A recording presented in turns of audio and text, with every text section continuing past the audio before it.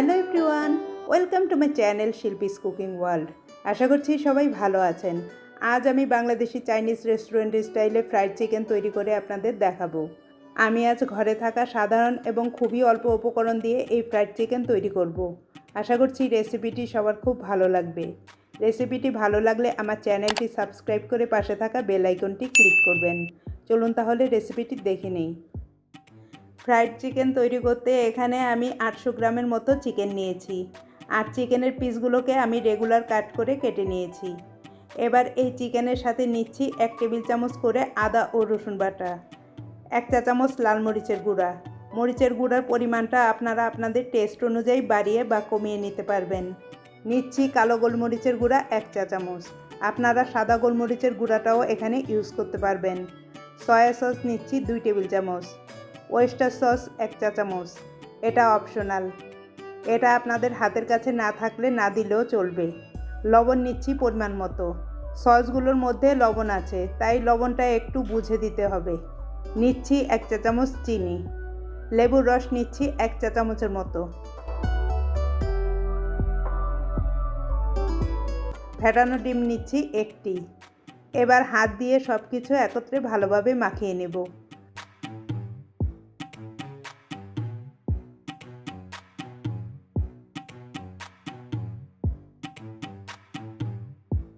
মাখানো হলে এগুলোকে আমি 1 ঘন্টার জন্য ম্যারিনেট করে রেখে দেব। 1 ঘন্টা পর ম্যারিনেট করা চিকেনের সাথে নিচ্ছি 1/3 কাপ বেসন, সেই সাথে নিচ্ছি 1/3 কাপ কর্নফ্লাওয়ার। এখন আবার এগুলোকে চিকেনের সাথে ভালোভাবে মেখে নেব।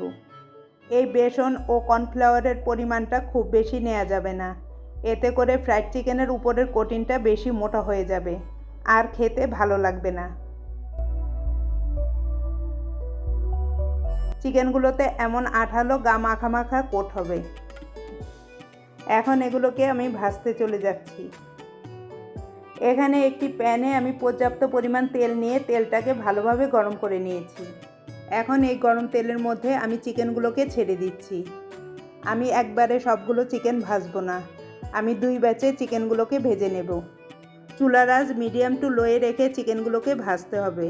চুলার আঁচ বাড়িয়ে এগুলোকে ভাজলে উপরের পাশটায় তাড়াতাড়ি কালার চলে আসবে এবং ভেতরে চিকেনটা কাঁচা থেকে যাবে।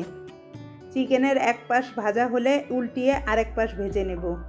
চিকেনের নিচের অংশটা ভালোভাবে ভাজা হওয়ার আগে উল্টানো যাবে না, তাহলে চিকেনের গায়ে যে পাতলা কোটিংটা আছে তা খুলে যাবে।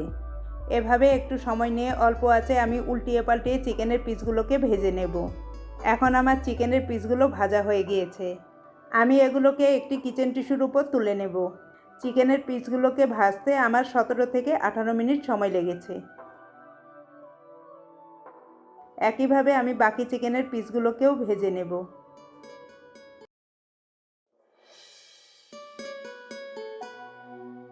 এই তো খুব সহজেই তৈরি হয়ে গেল বাংলাদেশি চাইনিজ রেস্টুরেন্ট স্টাইলে ফ্রাইড চিকেন। আমি এই ফ্রাইড চিকেনগুলোকে চিকেন ফ্রাইড রাইসের সাথে সার্ভ করেছি। এই চিকেন ফ্রাইড রাইসের রেসিপিটি আগেই আমার চ্যানেলে দেয়া আছে, লিঙ্কটা ডেসক্রিপশন বক্সে পেয়ে যাবেন। আশা করছি রেসিপিটি আপনাদের ভালো লেগেছে।